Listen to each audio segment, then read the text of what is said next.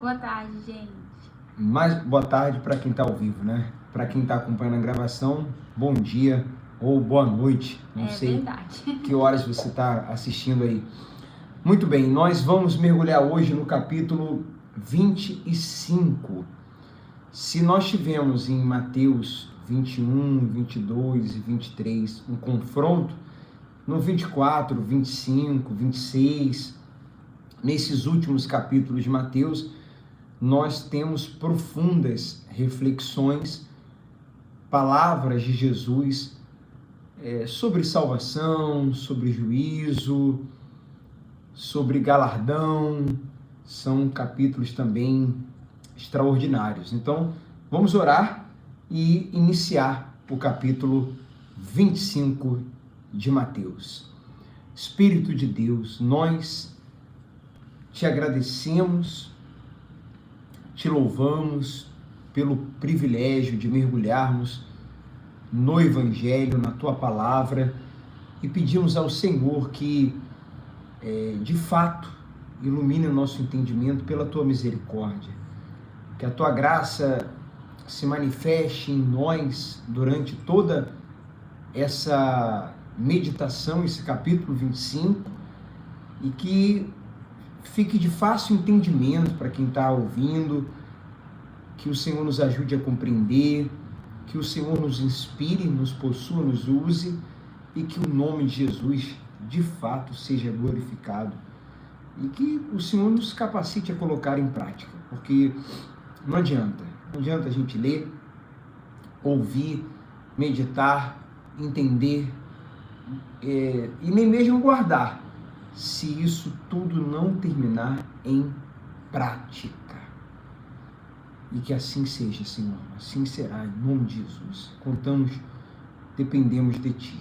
Amém. Graças a Deus. E vamos lá. Concorda?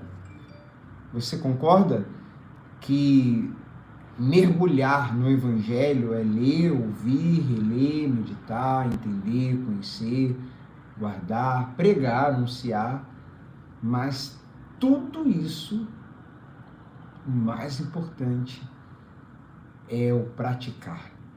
Não adianta tudo isso sem prática. Como nós temos falado, essa prática, a graça nos capacita a ela, né?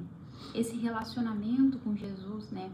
O R de religiosidade trocado pelo R de relacionamento é o que nos capacita a viver na prática, né, daquilo que temos ouvido e aprendido, né, da vontade de Deus. E, consequentemente, praticando, vamos ter os frutos dessa obediência. Né? Exato. E muitas pessoas só leem a nossa vida, né? Algumas pessoas ainda não conhecem o Evangelho, não leem, não ouvem, mas essas pessoas estão nos vendo, nos observando, e que não haja incoerência da gente falar algo, falar do Evangelho e não viver, ou viver algo contrário àquilo que nós estamos falando. Que isso não aconteça. Vamos lá então, versículo 21, Michele Martins dos Anjos vai ler.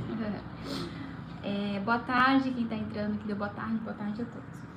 Então, o reino dos céus será como as 10 virgens. E aí ele está falando da parábola das 10 virgens, né? Comparando, fazendo uma analogia. Será semelhante a 10 virgens que pegaram suas lamparinas e saíram para encontrar-se com o noivo. 5 delas eram insensatas e 5 prudentes.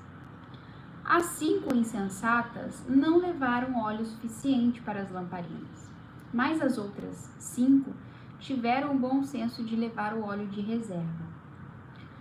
Como o noivo demorou a chegar, todas ficaram sonolentas e adormeceram.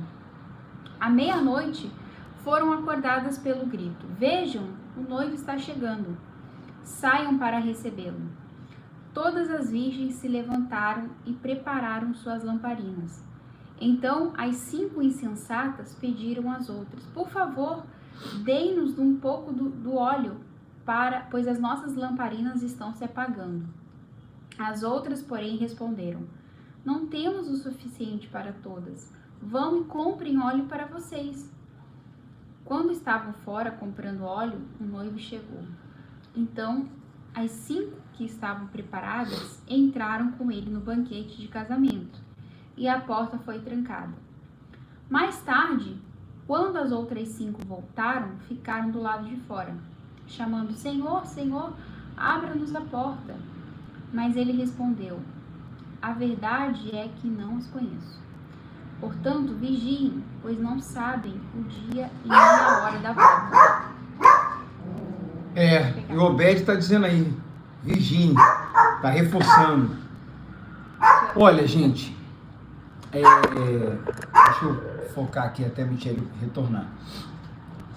Essa parábola nos leva à seguinte reflexão: eram 10 virgens, todas conheciam o noivo, todas tinham lamparina. Não dá para a gente dizer aqui que eram 5 pessoas que representam 5 pessoas cristãs e 5 que não são.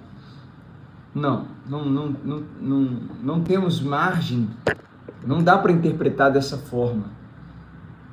Muito pelo contrário, a interpretação correta da parábola das 10 virgens é que as 10 representam a igreja. As 10 eram virgens. As 10 estavam ali aguardando o noivo, tinham conhecimento do noivo, sabe? Tinham a noção que ele voltaria. Então, está falando de gente que está na igreja, está falando de gente que conhece a palavra, que está na caminhada cristã. A gente precisa ter esse entendimento. Essa parábola aqui fala de pessoas que estão na caminhada cristã. Pessoas que estão... Calma aí, estou centralizando. Agora sim. Pessoas que estão na caminhada, mas que dentro da igreja, né, no geral, nessa caminhada existem esses tipos de pessoas. Umas que vigiam e outras que não vigiam como deveria. Umas que têm o óleo de reserva e outras que não têm. Umas pessoas dentro da igreja que estão na caminhada, que serão salvas, e outras que não serão. Ok? Então, um dos pontos principais aí é que todas elas tinham estrutura para queimar, estrutura para carregar a luz, porque a lamparina é isso. Eu até fiz uma anotação aqui bem interessante, que fala: a lamparina é a igreja, é o ministério, pode representar a igreja, o ministério, a pessoa que te pastoreia. Ou seja, todas elas tinham essa estrutura e acreditavam na vinda do noivo, como nós falamos, né? No Maranata. Maranata, vem Jesus, o noivo virá, o noivo ele voltará, ele virá. Qual a diferença delas então? As prudentes não apenas começaram queimando, mas terminaram queimando. Essas prudentes, as que foram salvas, as que foram reconhecidas pelo noivo, começaram e terminaram queimando. Então acho que a lição principal, ou uma das principais aqui dessa parábola, Michele, que não é sobre intensidade apenas, é sobre intensidade constante. Eu vou repetir isso, se vocês quiserem anotar, é muito, muito forte isso. Não é sobre apenas começar. Não é sobre apenas começar com intensidade, porque você há de convir conosco, veja se faz sentido isso, Michele, é que normalmente todo começo, todo início, ou quase todo, quando a gente começa uma coisa, a gente começa com gás, né? A gente começa com mais cuidado, a gente começa com intensidade, porque é o começo, é uma novidade, né? É o início de tudo. Então, há uma forte tendência de todo ser humano, ao iniciar algo, iniciar com intensidade. Mas a pergunta é, nós vamos manter essa intensidade? Nós vamos chegar até o final com essa intensidade? É claro que a gente é humano e pode, num caminho, de alguma forma, oscilar. Mas às vezes que a gente perceber, olha só, às vezes que a gente perceber que na caminhada a intensidade do início está diminuindo, né, ou já não está havendo intensidade, é nessa hora que a gente tem que parar, refletir e nos posicionarmos para então voltarmos à intensidade. Porque na parábola, nessa parábola aqui, não é sobre, vou repetir o que eu falei no início, não é sobre intensidade, apenas no início, é sobre intensidade constante. Então, quando nós oscilarmos, a gente para, reflete, vigia e se posiciona. Não, pera lá, deixa eu voltar à intensidade e mantê-la até o fim. Vai acontecer na caminhada, das vezes a gente baixar um pouco a guarda. Percebeu isso? Sobe a guarda. Porque a guarda, na luta, né? Na luta, a guarda não pode ficar baixa. A gente não pode descuidar, porque vem umas pancadas. Na luta do boxe, nas lutas são assim, a guarda alta. A guarda tem que estar alta. Então, no início da luta é normal ficar com a guarda alta. Mas alguns lutadores, com o passar do tempo, eles sem perceber, até pelo cansaço, eles baixam a guarda. É aí que tomam as pancadas e perde a luta. Então, quando a gente perceber que a guarda baixou, levanta. E vamos até o final com esse cuidado com a guarda alta. Acho que ficou bom o exemplo, né? E a gente vê que esse relacionamento, né, que elas não tinham, que as insensatas não tinham com o noivo, né, que representa, né, hoje a gente, o nosso relacionamento com Jesus, é o que lá na frente evidenciou isso, né, porque Jesus fala, né, vai falar, a verdade é que não os conheço. Ou seja, elas não tinham intimidade com ele, elas não tinham vida no secreto. Elas sabiam dele, né, mas não tinham essa intimidade.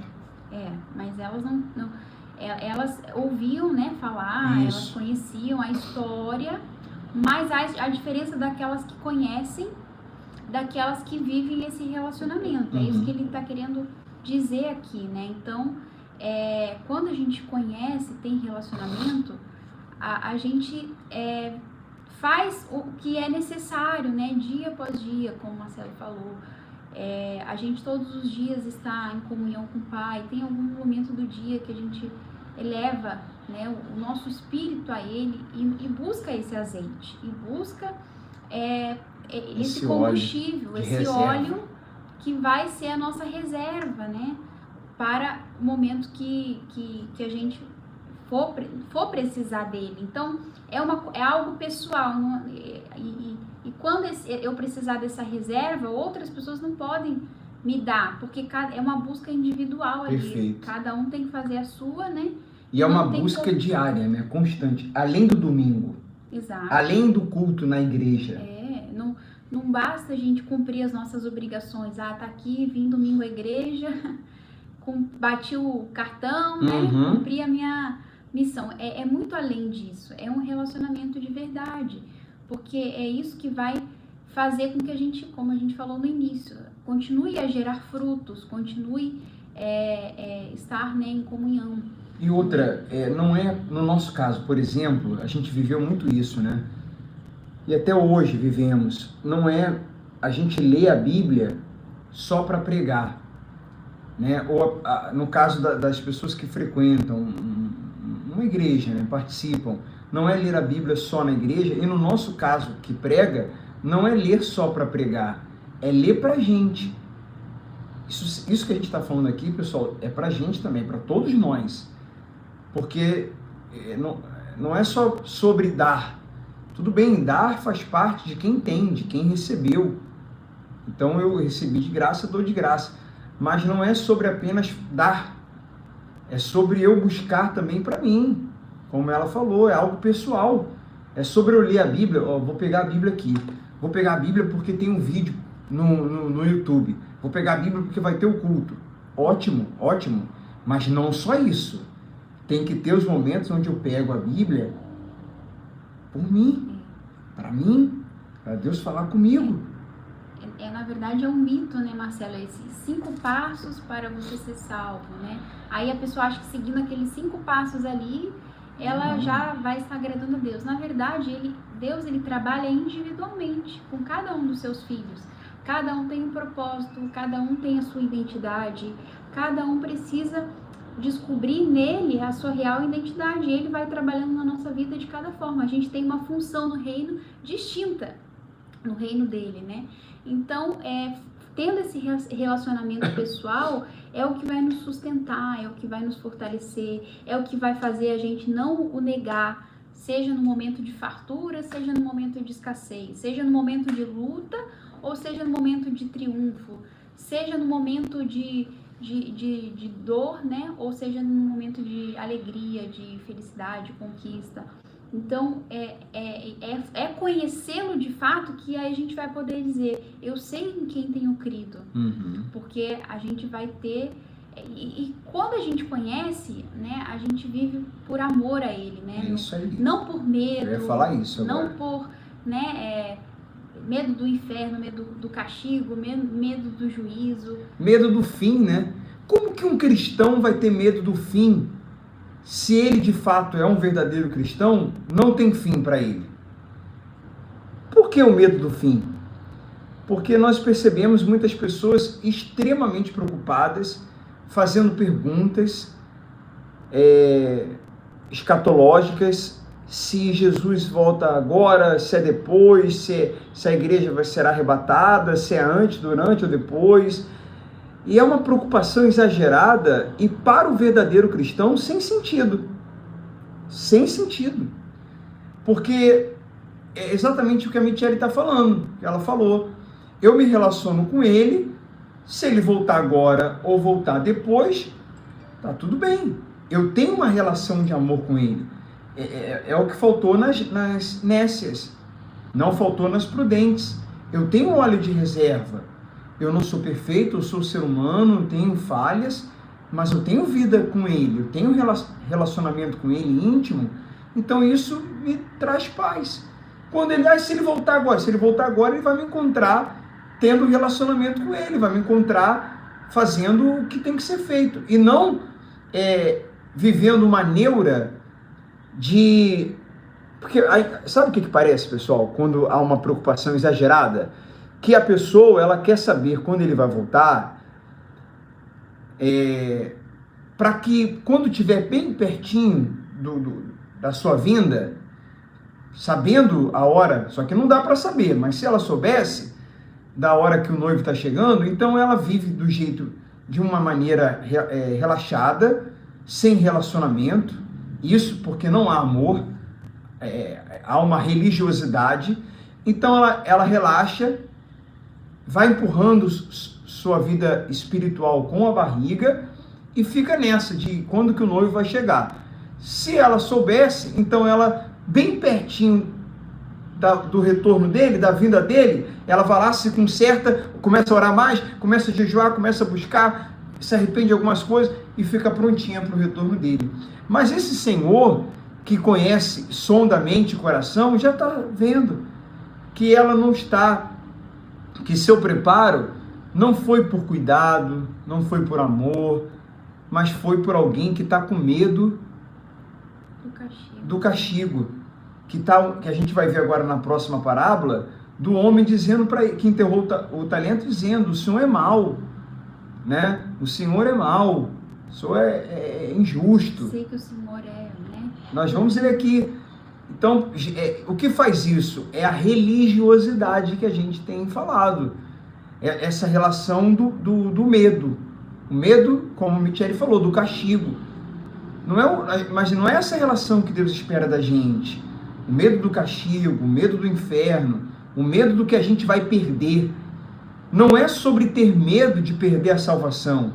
A mensagem não é sobre perder a salvação. Cuidado para não perder a salvação. Cuidado, você já sabe da palavra. Cuidado, para você não perder a salvação. Não é essa a mensagem. A mensagem é sobre amarmos aquele que nos amou primeiro e nos relacionarmos com ele de forma constante. Porque se fizermos isso, não perderemos a salvação. E não teremos medo. E não teremos medo de perder. E nem vamos ficar nessa neura de quando ele volta, de como será, se antes, durante ou depois. Entende? A gente é gente do reino. Nós somos pessoas do reino. O reino, ainda não fomos para ele, mas ele já veio para nós. O reino não veio de visível aparência, ele está em nós, o Espírito de Deus, nosso amigo, com ele nos relacionamos. E não cabe, não faz sentido o medo do fim para o cristão, porque é lucro e uma oportunidade de se aproximar ainda mais do seu Pai. Muito legal, né? Muito legal. Então, é isso aí. E assim, outra coisa, para finalizar essa parte das virgens, tem que falar isso aqui. É sobre saber dizer não. Anote essa aí. Saber dizer não. Porque para você ter óleo de reserva, para você ter vida de comunhão, de oração, isso está ligado a tempo. Por exemplo, para você estar aqui agora, você está aqui acompanhando porque você não tem nada para fazer? Me diga, você está aqui acompanhando essa meditação? Ou quando você pega a Bíblia para meditar, você pega para meditar, para orar, mas agora aqui, nós estamos aqui fazendo essa gravação, esse vídeo, né, que vai ficar gravado, porque a gente não tem mais nada para fazer? Ou você e nós também, temos várias coisas para fazer, várias possibilidades, e a gente está aqui, nesse momento, nós dissemos não para todas as outras coisas, só para estar aqui.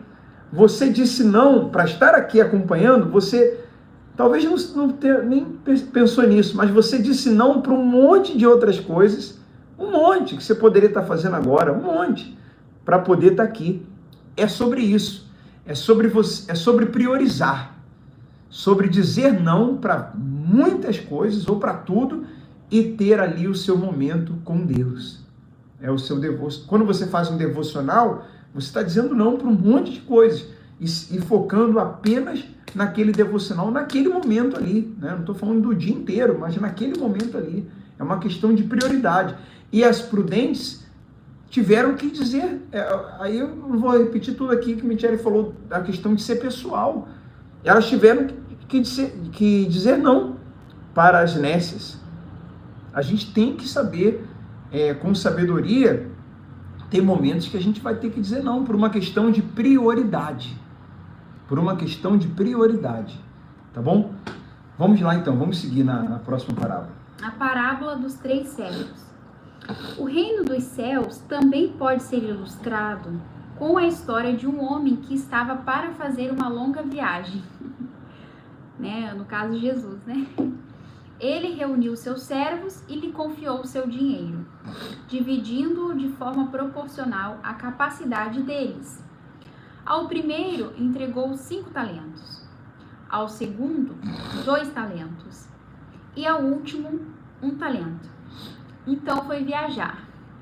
O servo que recebeu 5 talentos começou a investir o dinheiro. Só um detalhe, a gente vê graça aí, né? Ele deu. É a graça, ele deu. A graça já se manifestou aí, né? Pode seguir. O servo que recebeu 5 talentos começou a investir o dinheiro e ganhou outros 5. O servo que recebeu 2 talentos também se pôs a trabalhar e ganhou outros 2. Mas o servo que recebeu 1 talento cavou um buraco no chão e ali escondeu o dinheiro do seu senhor. Depois de muito tempo, o senhor voltou da viagem e os achou para prestarem contas de como haviam usado o dinheiro. O servo a qual ele havia confiado 5 talentos se apresentou com mais 5. O senhor que deu 5 talentos para investir, o senhor me deu 5 talentos para investir e eu ganhei mais 5. O senhor disse: muito bem, meu servo bom e fiel. Você foi fiel na administração dessa quantia pequena. E agora lhe darei muitas outras responsabilidades. Venha celebrar comigo. aí recebendo a recompensa. O servo que havia recebido 2 talentos se apresentou e disse: o Senhor me deu 2. Muito bem, meu servo bom e fiel. Você foi fiel na administração dessa quantia pequena, e agora lhe darei muitas outras responsabilidades. Venha celebrar comigo. Por último, o servo que havia recebido 1 talento veio e disse: eu sabia que o Senhor é um homem severo, Olha aí. que colhe aonde não plantou e ajunta aonde não semeou. Tive medo de perder seu dinheiro, por isso o escondi na terra. Aqui está ele. O Senhor, porém, respondeu: servo mau e preguiçoso, se você sabia que eu colho onde não plantei e ajunto onde não semeei, por que não depositou o meu dinheiro? Pelo menos eu teria recebido os juros. Em seguida, ordenou: tirem o dinheiro deste servo e deem ao que tem os 10 talentos, pois ao que tem, mais lhe será dado, e terá em grande quantia. Mas do que nada tem, mesmo o que tem, lhe será tomado. Agora lancem este servo inútil para fora na escuridão, onde haverá choro e ranger de dentes. Novamente, a gente reforça aí essa questão, essa mentalidade desse servo, falando para o Senhor, né, que ele era mau, é a mentalidade religiosa, de ver Deus como um carrasco. Mas o Evangelho, que a gente está aqui mergulhando, nos faz ver um Deus cheio de graça e verdade, como está escrito. Cheio de graça e verdade. E a maneira como a gente vê Deus, isso faz toda a diferença. Porque isso vai implicar diretamente como você vê Deus, como que eu vejo Deus. Isso vai implicar diretamente a forma como a gente o enxerga, define a forma como a gente se relaciona. Vou repetir essa veio agora. A forma como a gente o enxerga define a forma como nós nos relacionamos com ele. E ele estava enxergando Deus como carrasco, né? O Senhor aí na parábola, né? Porque é esse entendimento que a gente tem que ter. Deus é bom. Jesus mostrou isso através da vinda de Jesus. Deus mostrou isso através da vinda de Jesus, né? Aqui nesse mundo. Que ele era bom, que ele estava aqui, né, cheio de graça e de verdade, aberto para abençoar, para, né, guiar, para nos conduzir, para nos capacitar, né, porque ele não nos deixou só. Então ele é bom, ele veio para nos salvar. Então é assim que a gente tem que enxergar. O Deus é bom. A gente tem até frase que fala, né? Deus é bom e o tempo todo Deus é bom. Então a religião muitas vezes nos passa uma forma de enxergar Deus equivocadamente, né? Como um Deus carrasco, como um Deus que é juízo. Ele vai ser juízo, mas ainda não. A gente vê os homens maus aí, esses dias a gente estava até conversando com uma pessoa, atendendo, né? E ela perdeu a mãe, né, que tinha falecido. Ela era uma mulher temente a Jesus, muito boa, ela era um exemplo, um espelho para ela.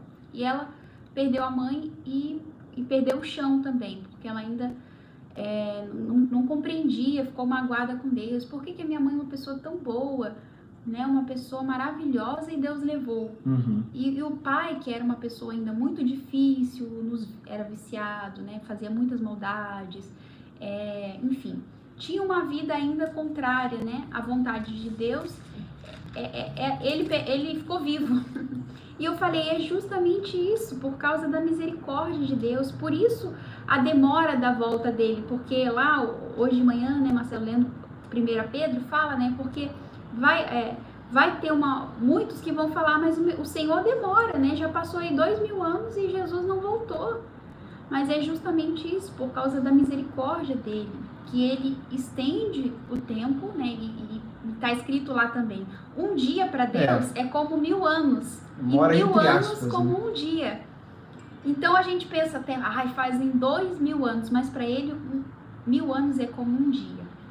Então, e a nossa vida aqui, se a gente for contar uma geração, um século, né? Ou um pouquinho mais ou um pouquinho menos.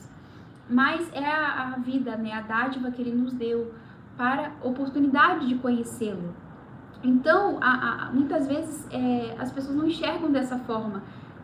É porque a misericórdia dele é muito grande, né? É muito grande. Então, é assim que a gente deve olhá-lo, como um Deus bom, como um Deus misericordioso, como um Deus amoroso. E o juízo dele não é aqui ainda, nesse mundo. O juízo dele ainda está por vir. Enquanto a vida, né, como diz o ditado, a esperança da gente se voltar para ele. E a misericórdia está aí, a graça está disponível para aqueles que o reconhecem, para aqueles que se arrependem, a esperança. E essa é a boa nova. Esse é o evangelho, né? Esses dias a gente estava vendo um vídeo de um pregador bem famoso, de uma determinada igreja, não precisa falar aqui o nome nem da igreja, nem do pregador, mas ele estava falando, tem mais de 1 milhão de seguidores, ele estava dizendo que as boas novas chegou, né? E aí ele falou assim, não precisa de calculadora, você não precisa mais de calculadora, não precisa mais calcular nada não, as bênçãos de Deus vão chegar, Deus vai te engrandecer, as boas novas chegaram. Enfim, o discurso dele, no seu discurso, né, na sua pregação, na sua mensagem, que as pessoas gostam de ouvir, né, e curtem muito, e comentam muito, e até compartilham bastante, infelizmente, era chamando a questão material, né, as bênçãos materiais de boas novas. E boa nova não é isso, pessoal. Isso são Deus realmente abençoa seus filhos, inclusive de forma material, mas isso não são as boas novas. Evangelho significa boas novas, né? Evangelho significa boas notícias. A boa notícia não é essa. Sem falar que essa mensagem aí mais atrapalha do que ajuda, porque Jesus falou para a gente calcular quando vai construir algo, para a construção não ficar na metade. E é esse tipo de mensagem que tem gente que se empolga, se entusiasma e na emoção fala, é isso aí, então não precisa mais de calculadora, vai dar tudo certo, porque eu tenho fé e vou fazer aqui esses votos e Deus vai me abençoar e não tem calculadora não e vamos embora. Aí a gente vê o número de pessoas dentro das igrejas cada vez mais endividadas. E fora o peso, fora os problemas familiares, fora o estresse, fora o abalo emocional, porque é horrível, né? A pessoa passar por privações, mas tudo por causa de uma fé que foi passada para ela, né? Deturpada, desconectada com o evangelho, desconectada com a religiosidade, com a realidade. Uma mensagem conectada com a religiosidade, mas desconectada com a realidade. Como é que uma pessoa vai jogar fora a calculadora? Ela pode confiar em Deus, ela trabalha, faz a parte dela, mas como é que ela não vai calcular? Que negócio é esse? Bem, enfim, e tudo isso, né, ele estava chamando de boas novas. E uma pergunta sobre essa parábola aqui, para a gente ir para outra e finalizar o capítulo 25, é o que nós estamos fazendo com o nosso tempo, né? Porque não é sobre enterrar o talento, é porque ele enterrou e depois com o seu pessoal, ele foi vivendo a vida e foi construindo coisas para si. Então a questão não é enterrar só o talento, mas é usar o tempo e a vida para si e construir algo para si. Os outros, independente da quantidade de talentos, construíram para o seu Senhor. Para o seu Senhor. Isso nos faz sempre lembrar 2 passagens que estão na minha cabeça todos os dias. Todo dia, Romanos 11:36, que tudo é para Ele, por Ele, tudo é dele, para Ele são todas as coisas. E 1 Coríntios 10:31, que fala, quer comais, quer bebais, façais tudo para a glória de Deus. Então o talento nos é dado para a glória dele. É tempo para Ele, construir para Ele. E eu participo disso, sabe? Ele me abençoa, Ele cuida de mim, eu participo disso. Agora, esse que enterrou, ele enterrou a parte do seu senhor, mas a parte dele ele continuou, quer dizer, o tempo foi dedicado pensando em si. Então isso aqui é uma profunda mensagem sobre interesses pessoais para todos nós. Para todos nós. Então, vamos seguir? E isso, né, diz respeito, né, Marcelo, não só o trabalho, e não é o trabalho que você executa na igreja, nas quatro paredes da igreja, né, mas é para o reino dele aqui nesse mundo, sim, né, sim. de como você, da faculdade que você escolhe, porque é uma forma de você servi-lo nesse mundo, muito de bom. você ser uma luz e testemunha dele aqui nesse mundo. Uma professora que glorifica a Deus, né? Fala aí alguns outros exemplos. Um psicólogo, um advogado que glorifica, um advogado. Pratique defenda, né, a justiça. Uma secretária do lar que transmite Jesus para os donos daquela casa ali. Que faz com amor aquilo que ele faz, com amor. Né? Porque é aquilo que ela tem à disposição, né? Uber. Fala, termina aí. E é aquilo que ela faz com amor. E aí, por ela fazer com amor, Deus vai, né, acrescentando, Deus vai, né, abençoando, Deus vai dando mais, né? Então, assim, ele fala aqui que ele distribui de acordo com a capacidade. Então, se aquele outro irmãozinho, né, chegou a desenvolver, a construir algo para Deus maior do que o outro, isso foi porque a capacidade que Deus deu a ele está sendo maior do que o outro, né? Então, assim, a gente não pode invejar, não pode achar que, né, nós também somos merecedores daquilo que o outro conquistou, porque ele foi lá, ele trabalhou, ele foi multiplicar, ele investiu, ele procurou aprender, ele procurou fazer alguma coisa que ele pudesse desenvolver. O outro não, o outro tinha um talento só, mas ele enterrou, escondeu, né, não procurou multiplicar, não procurou desenvolver, evoluir, aprender, enfim. E aí acabou não multiplicando, né, não dando fruto naquilo que Deus tinha dado para ele. Mas talento Deus divide com todos, né, com a sua igreja e tudo mais. E aí esse servo, né, representa, como a gente falou, essa às vezes a visão de muitos religiosos que pensam, então o que eu preciso fazer para não perder a salvação, né? O que eu tenho que fazer para não perder? Ela só está preocupada em não perder a salvação, né? Em não ir para o inferno mas ela não está preocupada com a missão dela aqui nesse mundo de representar o reino de Deus, né? De multiplicar o seu talento para Deus, de viver para Deus, de viver para Ele. Então não importa qual é o talento, nem a quantidade dele, não importa qual é o curso, a faculdade, a profissão, não importa o quanto a pessoa ganha. Eu estava falando do Uber, né? Existem várias profissões que lidam com o público, né? E ali é uma oportunidade de dar um bom testemunho, dependendo ali da corrida, da pessoa, do momento, até falar do evangelho para ela, enfim. De eu ser eu e tudo que eu tenho, eu e tudo que eu sou, eu e minha profissão, tudo isso contribuir com o reino, de alguma forma. Tudo isso ser para a glória de Deus. E a gente não sabe se vai ser nessa geração, se vai ser na outra, se vai ser na geração dos netos, dos bisnetos, mas o que o Pai, né, o Senhor, nosso Senhor, nos pede é que continuemos trabalhando para Ele, em prol do reino dele, né? Vamos seguir aqui lendo do 31 até o último versículo. Aí a gente fecha. O juízo final. Esse aqui, né? Versículo 31. O juízo final, as ovelhas e os bodes. Quando o Filho do Homem vier em sua glória, acompanhado de todos os anjos, ele se sentará em seu trono glorioso.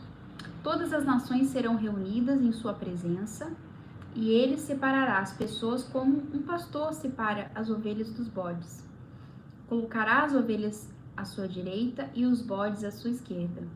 Então o rei dirá aos que estiverem à sua direita: venham, vocês que são abençoados por meu Pai, recebam como herança o reino que ele lhes preparou desde a criação do mundo.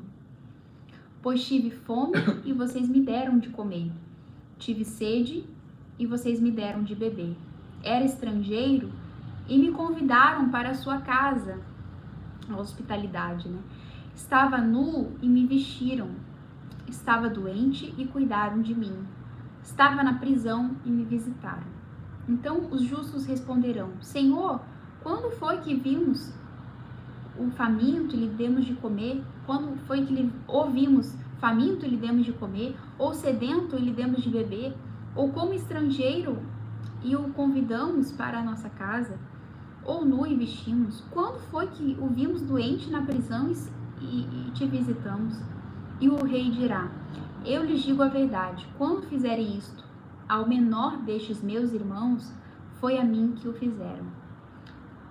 Em seguida o rei se voltará para os que estiverem à sua esquerda e dirá: fora daqui, malditos, para o fogo eterno preparado para o diabo e seus anjos.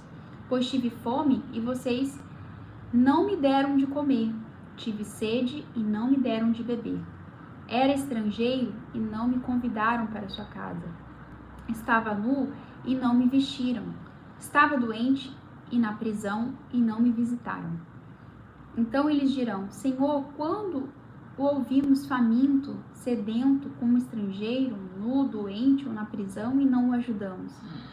Ele responderá: eu lhes digo a verdade, quando se recusarem a ajudar o menor destes meus irmãos e irmãs, foi a mim que se recusaram a ajudar. E estes irão para o castigo eterno, mas os justos irão para a vida eterna. Eu vou terminar aqui, gente, a nossa meditação de hoje lendo um comentário que já está aqui nessa Bíblia de estudo. Olha só, ouça com muita atenção. Fé e obras. A parábola das ovelhas e dos bodes exemplifica a ligação indissolúvel entre fé e obras. A relação entre fé, obras e aprovação final é uma característica dos ensinamentos de Jesus. Para ele, as obras são um indicador claro da fé, que começa com arrependimento, uma conversão da mente e do coração que implica dar as costas para o pecado e voltar-se para Deus. Ouça só essa parte aqui, ó. Jesus não ensinou a salvação por obras. Jesus não ensinou a salvação por obras, mas sim a necessidade de uma conversão, uma reorientação interna em direção a Deus por um ato da própria graça divina, que resulta em uma vida de obediência. As boas obras são consequência natural de um relacionamento com Jesus. O que isso significa? Que eu não pratico essas obras para alcançar o favor divino ou para alcançar a salvação, mas por causa do amor dele por mim, da sua graça, eu naturalmente pratico essas obras. É tanto amor que eu recebo que eu compartilho. Tem o coração dele, né? Eu me torno misericordioso, me torno uma pessoa cheia de compaixão e piedosa. Mas isso tudo é graças a ele, graças à graça dele, né? Digamos assim. Jesus promete bênçãos e recompensas para aqueles que viverem de acordo com a vontade de Deus. Consequentemente, os que desejam entrar no reino de Deus devem viver em retidão. A fé que não resulta em obras não é a fé salvadora. A aplicação indevida do conceito de salvação somente pela graça criou dicotomia entre fé e obras. A salvação não é obtida por obras, mas também não é desprovida delas. As obras são consequências de um salvo. Não é uma condição, é uma consequência. Gente, Deus nos abençoe. Se você puder, deixa aí um comentário, ou da parábola das virgens, ou da parábola dos servos, ou essa última agora, falando de fé e obras, dessa divisão. Jesus virá à terra, a nova Jerusalém virá, aliás, Jesus virá, Maranata, e ele aqui reunirá as nações e assim haverá uma separação. Mas como a gente falou aqui durante toda a meditação, isso não é motivo para terror, para medo ou para preocupação. Isso é só para aumentar o nosso respeito a Deus, o temor, para a gente vigiar, mas seguir sendo o que somos, seguir fazendo o que já temos feito por amor, tá certo? E também uma motivação para a gente avisar isso para as pessoas, né? Avisar, dizer para elas. Voltemos ao Evangelho, né? Nos arrependemos, tá bom? A gente evangeliza, a necessidade de evangelizar a gente que está perdida, a gente que não conhece a palavra é muito grande, mas não fica abaixo a necessidade de evangelizarmos muitos evangélicos também, para voltar ao evangelho genuíno, ao relacionamento, não por interesse nem por medo, mas por amor. Então deixe o seu comentário, compartilhe com alguém, se você puder tirar uma foto aí, um print, postar nos seus stories, de alguma forma, se você puder levar essa mensagem para outras pessoas, que Deus te abençoe por isso, tá bom? Te dê saúde, sabedoria e te encha da graça dele. Obrigado a todos e até a próxima meditação.